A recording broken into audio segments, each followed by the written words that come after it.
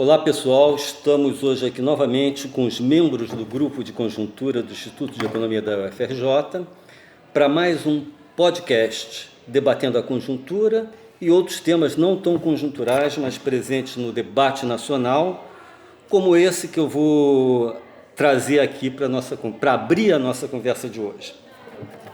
O tema é o seguinte: no encontro da semana passada entre Bolsonaro e Macri, os dois presidentes falaram de uma moeda única entre os dois países, o peso real, gerando uma grande repercussão na mídia e nas redes sociais. Foram desde piadas sobre o nome da moeda, né, até críticas de economistas e da imprensa sobre a ideia. Bom, eu queria deixar de lado aqui a questão da oportunidade de se lançar essa moeda, essa ideia, né, no momento presente, e me concentrar no tema em si, que, se a gente for por esse caminho, vocês vão ver que o tema nada tem de estapafúrdio, como pareceu a muitos. É uma ideia controversa, claro, como quase tudo em economia é assim, mas ela tem uma sólida base na teoria econômica e na experiência do mundo real. Começando pela teoria, a análise consistente dos prós e contras de uma união monetária veio à tona a partir de um artigo clássico do Robert Mundell, de 1961, que, aliás, rendeu o prêmio Nobel para ele, sobre aquilo que ele chamou de áreas monetárias ótimas. Ficou claro, a partir daí, que a principal vantagem de uma moeda única, de uma união monetária entre vários países, é a redução dos custos de transação internacional associados às variações nas taxas de câmbio. Vamos lá. Variações cambiais entre as diversas moedas têm sido desconcertantemente altas desde a introdução, a generalização do regime de câmbio flutuante no mundo há mais de 4 décadas. Só para pegar um exemplo que mostra que, ao contrário do senso comum, isso não é só uma questão de país pouco desenvolvido, não é só uma questão do real, etc. Câmbio de gente grande também varia espetacularmente. Vamos ver, por exemplo, só o que aconteceu com a relação entre o real entre o euro e o dólar. Quando o euro foi criado em janeiro de 99, a taxa de câmbio com dólar era 1,16 dólares por euro. Um ano e meio depois tinha baixado para 0,85, ou seja, caiu 26%.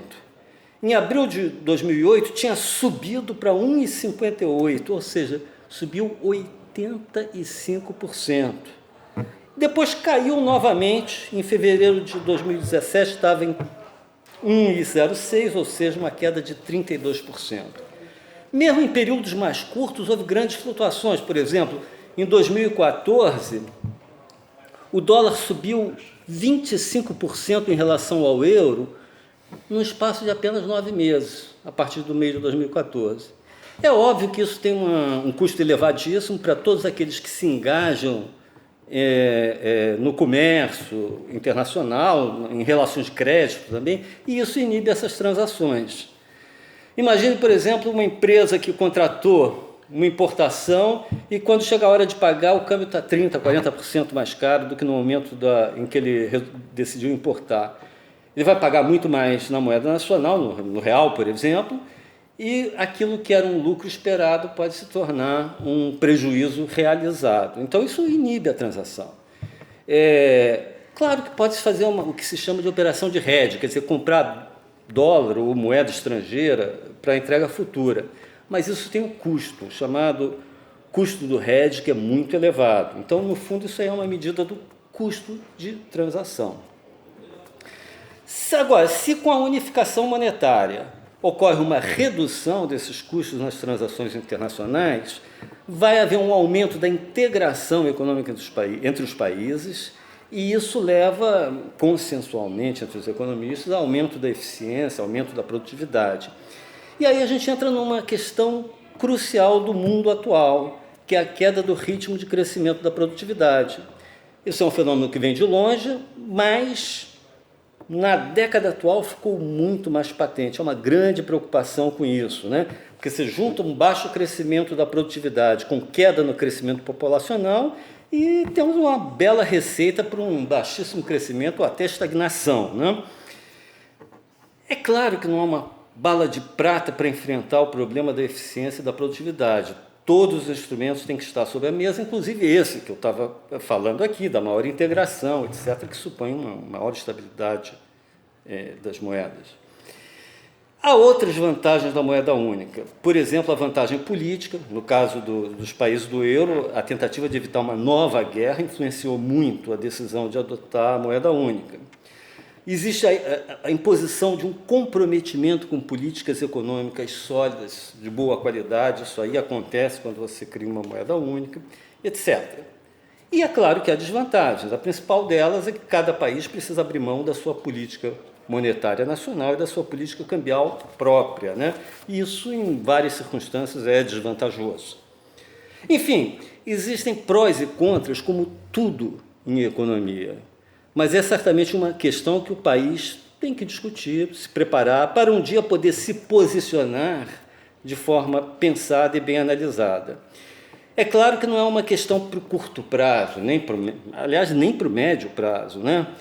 Mas se em algum momento a decisão for tomada de se discutir essa questão, né, seriamente, o processo para chegar a uma moeda única inclui o cumprimento de uma série de requisitos fiscais, monetários, de desempenho de inflação, etc. E isso leva anos.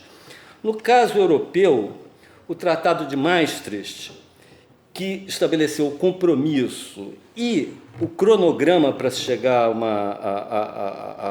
ao euro, entre esse Tratado de Maastricht e a entrada do euro como moeda física, passaram-se 10 anos de transição. É claro que no caso da América do Sul, do Brasil, Argentina e os outros que viriam a integrar uma moeda única, o processo seria mais longo, porque nós estamos partindo de uma situação muito mais distante do cumprimento dos requisitos para a unificação monetária do que estavam os europeus na época do Tratado de Maastricht. Enfim, a questão não é uma questão que não é para ser pensada, não é para ser discutida, não é uma loucura, uma questão de estapafúrdia, mas, obviamente, não é algo importante de ser analisado, mas para ser trabalhado, ser pensado, ser negociado num processo longuíssimo, é uma questão de, digamos, décadas, 2 décadas, pelo menos. Então, dado esse pontapé inicial, com uma questão não tão conjuntural, mas debatida, eu vou passar para um destaque da conjuntura atual, que é o debate sobre a redução da taxa de juros, que vem ganhando aqui novas características, uma nova situação, que vem sendo influenciado pela evolução das chamadas pré-condições para baixar a taxa de juros, né? Isso é uma questão bastante controversa, bastante debatida. Eu queria começar aqui com o Lixa, dando o pontapé inicial, depois a gente passa aí para os outros que quiserem se manifestar a respeito, ao Caio. Lixa. Tá. Desde o final do ano passado, a gente está começando a discutir sobre as razões pelas quais a economia brasileira não tem crescido nos últimos tempos. Tá? E existem posições diferentes entre alguns economistas, correntes diferentes. Alguns deles destacavam a necessidade de reduzir rapidamente a taxa de juros Selic por parte do Banco Central. Tá?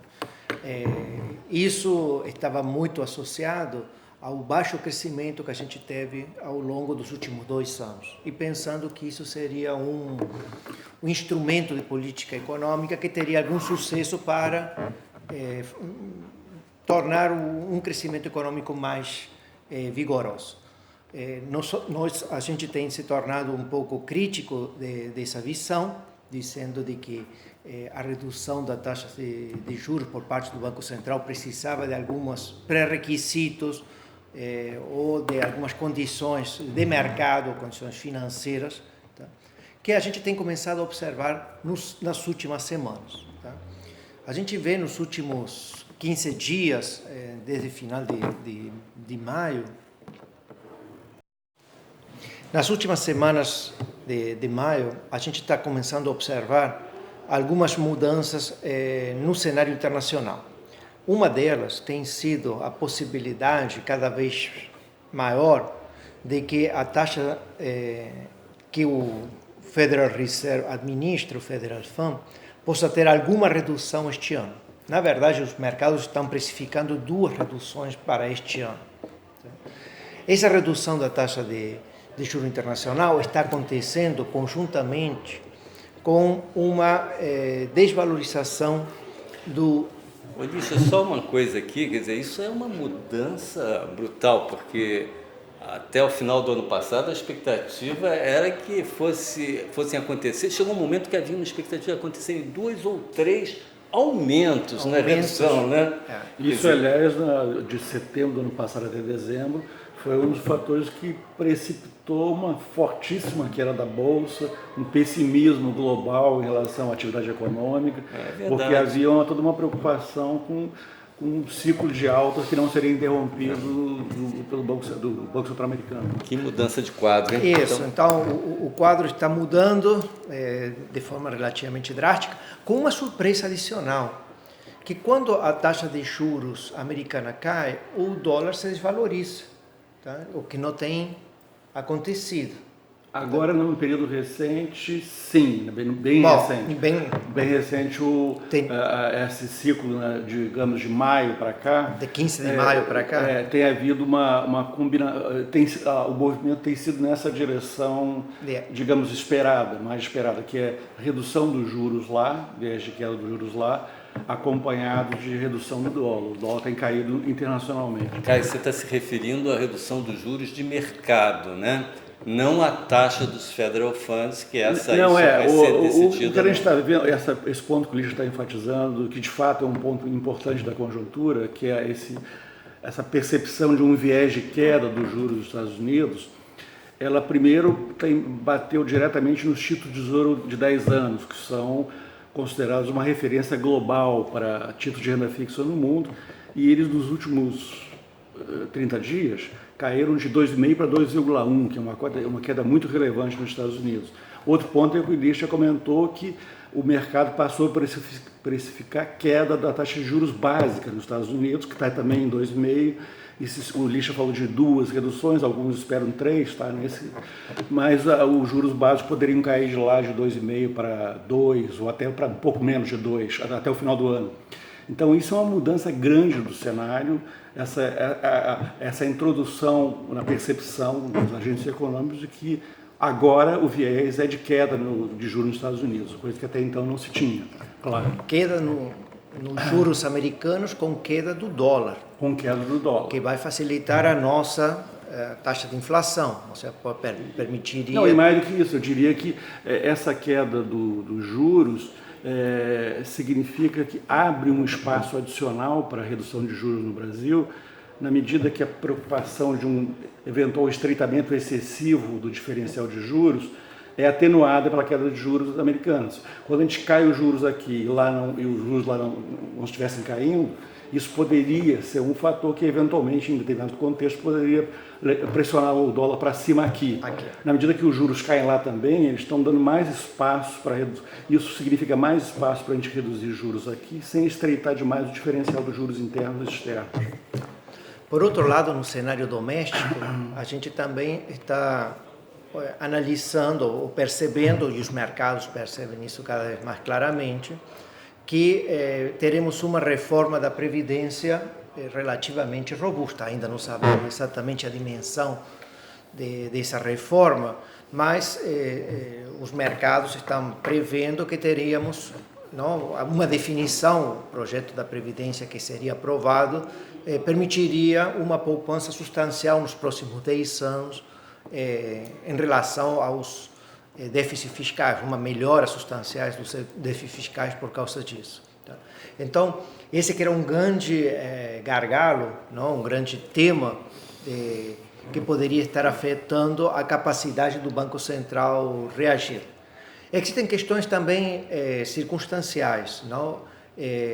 No mês de junho será o último mês em que a inflação do ano passado, de junho do ano passado, que foi muito elevada por causa da greve dos caminhoneiros, vai estar no IPCA e teremos uma redução do IPCA no acumulado em 12 meses, e também provavelmente energia elétrica e gasolina devem ter seus preços reduzidos, que significa uma taxa de inflação. Isso já está precificado, não? Mas de qualquer forma, digamos, com a garantia de que isso vai, na medida que isso vai acontecendo e a gente observa que o acumulado em 12 meses esteja caindo, alguns agentes de mercado que não fazem projeções olhando tão para frente, podem revisar para baixo suas projeções. Então, o Banco Central tem vários mecanismos, várias situações. Temos um cenário um pouco diferente neste final de maio, começo de junho, do que a gente tinha nos meses anteriores. Eu queria retomar esse ponto do Licha, que de fato a gente poderia dizer que talvez o principal destaque da conjuntura no período bem recente seja exatamente esse, ou seja, a percepção de que as chances de queda da Selic nos próximos meses aumentou significativamente. Quer dizer, você está começando a ter um cenário onde essa possibilidade de queda dos juros começa a se consolidar de algum modo. Eu acho que isso poderia acontecer, talvez com uma visão um pouco otimista, mas é possível que isso aconteça na reunião do Copom de 31 de julho. Na verdade, a gente tem uma reunião do Copom na semana que vem, a seguinte é 31 de julho. Então, seria a reunião seguinte, logo a seguir dessa que vai ter a semana que vem. Claro, na verdade, está muito próximo. Isso vai depender exatamente desse período crucial de tramitação da reforma da Previdência, nesse período agora. Mas isso entrou no radar, coisa que não estava até há pouco tempo, né? Porque o governo, em um conjunto de economistas, entre os quais eu me incluo, nós nos incluímos, tinha restrições à queda dos juros mais imediata. E essas restrições começam a arrefecer de modo significativo. Uma indicação clara de como é que o comportamento dos ativos financeiros está abrindo esse espaço, está começando a precificar o movimento nessa direção, a gente pode ver pelo comportamento dentro dos ativos financeiros, o comportamento das taxas de juros de mercado, em particular as taxas do swap pré-DI, que são uma indicação do comportamento dos juros básicos da economia ao longo de 1, 2, 3, 5 anos, o período para frente. Se a gente olha isso, a gente vê que de meados de maio para cá, a melhora foi extraordinária do comportamento desses juros todos. Agora, os juros de um ano já estão precificando claramente uma redução da Selic para os próximos meses. Não estavam até meados de maio. Se a gente olha juros mais longos, pega, por exemplo, um juro de 5 anos, que é um juro privilegiado como indicador de prêmio de risco, ele despencou de meados de maio para cá. Ele estava ali em meados de maio, chegou a 8,7, fechou ontem em 7,6 os juros de 5 anos medido pela swap pré-DI. O que isso tudo quer dizer? Duas coisas. As duas coisas que o Licha tocou. Uma coisa é uma confiança maior e crescente de que vai sair uma reforma da Previdência boa. É o que está sendo precificado, de algum modo. Então, isso está por trás desse comportamento. Outra coisa que está ajudando é o cenário externo, que já comentamos, que eu não vou falar, em particular esse viés de queda dos juros dos Estados Unidos.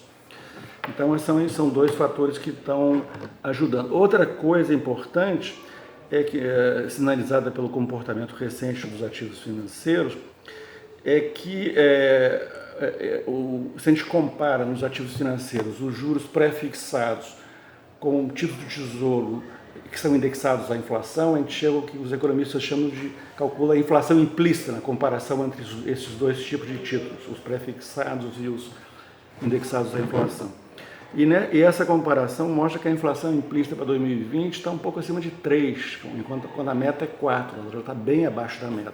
É interessante que isso é bem diferente, por exemplo, das projeções captadas pelo Banco Central no chamado relatório Focus, onde ele consulta um painel grande de economistas e consultorias, etc., e que continua mantendo a inflação para o ano que vem em 4%. Aliás, o Banco Central tem argumentado que isso seria uma dificuldade para reduzir os juros a curto prazo, porque como a inflação esperada pelos analistas, e o Banco Central considera isso um indicador de expectativas inflacionárias, está em 4% para o ano que vem, que é exatamente a meta, o Banco Central argumenta, olha, como é que eu vou reduzir juros se as expectativas de inflacionárias estão exatamente de uma inflação na meta para o ano que vem, quer dizer, vou fazer um movimento contra as expectativas, o que é complicado.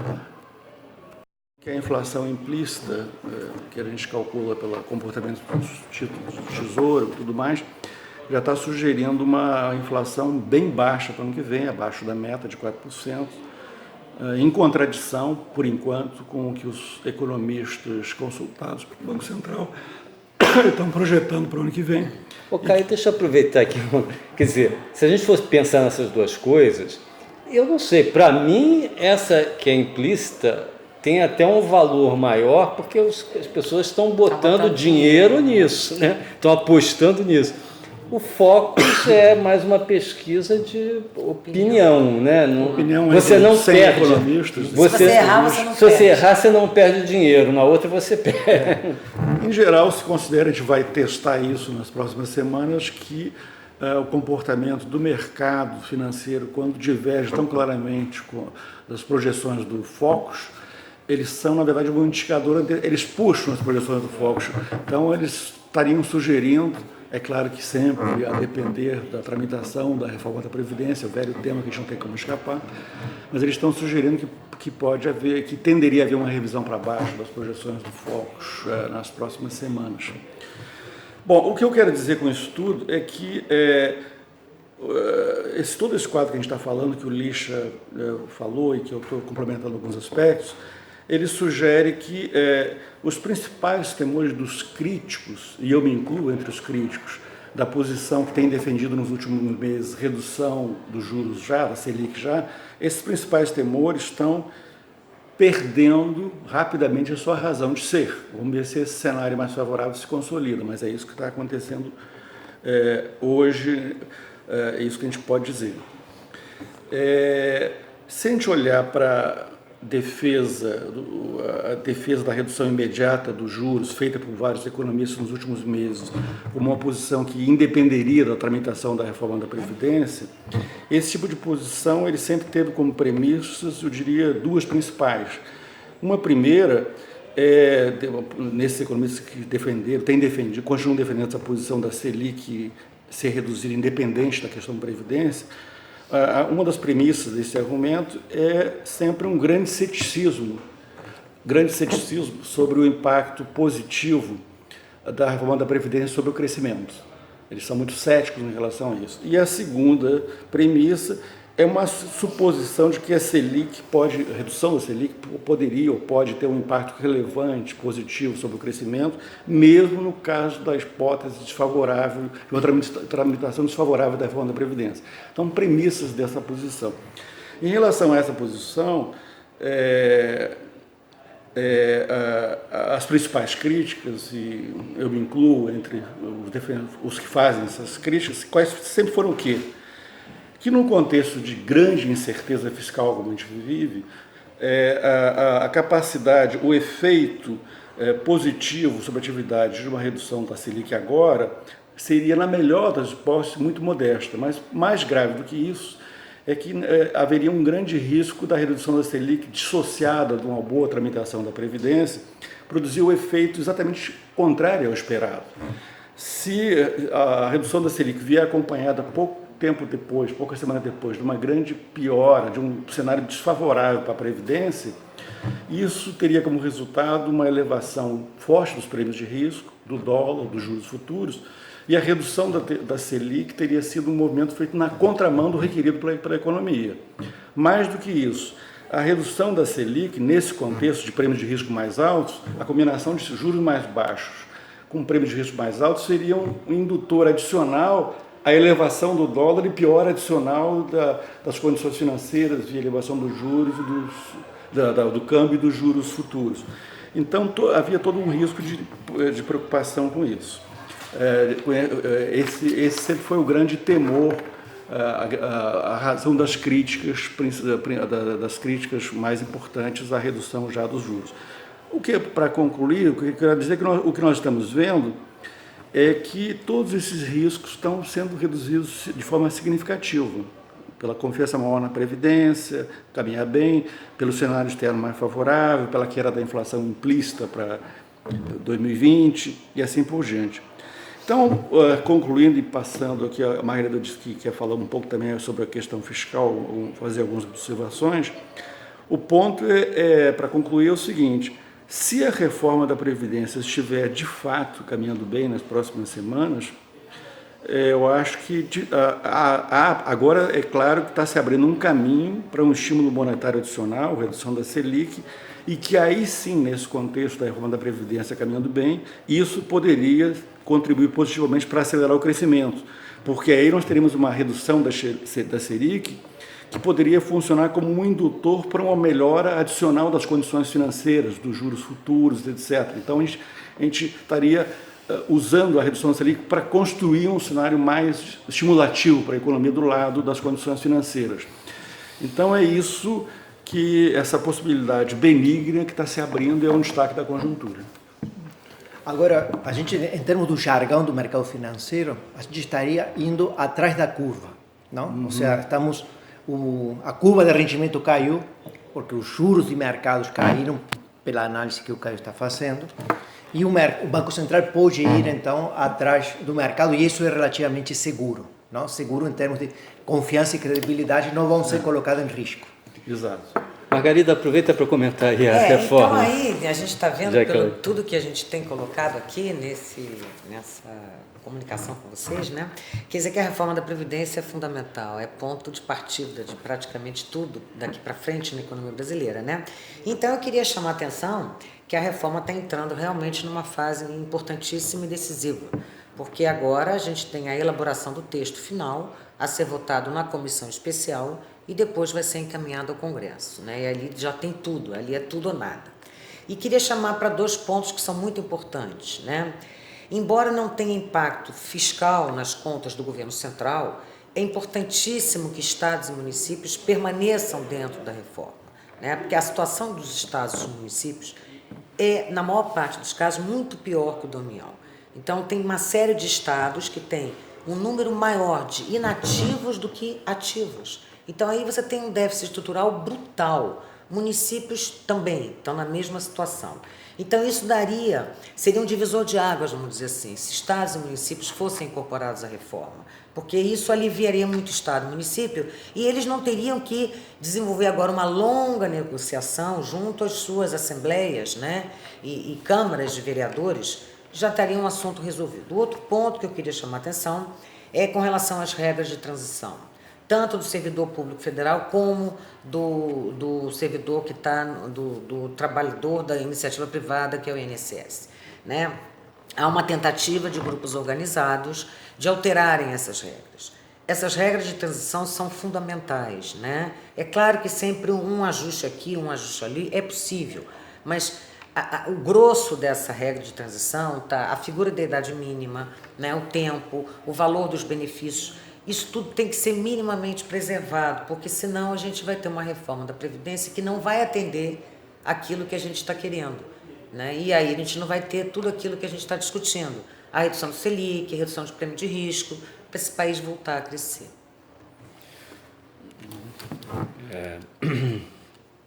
Então, não sei se alguém tem mais algum comentário. Eu queria fazer mais um comentário, já que a gente tem um tempinho aí, que a reforma da Previdência nunca agrada a ninguém. É claro, porque mexe no bolso de todo mundo, né? Então, é um assunto que é difícil. Todos os países que passaram por isso e passam por isso, estão passando constantemente. É claro, existe toda uma tentativa da sociedade, de determinados segmentos, de reduzir a reforma, né? Mas, enfim, é absolutamente necessária, é condição necessária para a gente ir a algum lugar. Margarida, só um pontinho sobre essa questão dos estados, que foi por onde você começou, estados e municípios, né? Porque se os estados e municípios não fazem, eles vão entrar numa situação crítica e aí vai ter, muito provavelmente, uma bomba estourando no colo do governo federal. Quer dizer, Que pode acabar compensando todos os ganhos que você tem com a reforma. E tem uma da coisa, né? Porque o Estado e o município, muitas vezes, tem que fazer aquela obra, tem que cuidar daquilo. Então, chega muito perto da gente. Nosso dia a dia, a situação fiscal do nosso Estado e dos municípios é muito importante para qualquer cidadão. Né? Então, a gente vai ver uma deterioração muito grande dos serviços públicos, como a gente já está vendo. Ok, então ficamos por aqui por hoje.